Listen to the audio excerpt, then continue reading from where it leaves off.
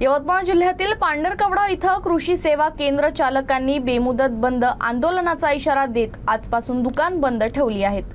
शासनाकडून दीर्घकाळ प्रलंबित असलेल्या विविध मागण्यांकडे दुर्लक्ष होत असल्याचा आरोप विक्रेत्यांनी केला आहे। पांढरकवडा येथील कृषी निविष्ठा विक्रेत्यांनी 27 एप्रिलपासून बेमुदत बंद आंदोलन सुरू केलंय।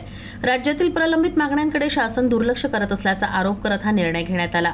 यवतमाळ जिल्हा कृषी साहित्य उत्पादक व विक्रेता असोसिएशनसह राज्यभरातील संघटनांनी या आंदोलनाला पाठिंबा दिलाय।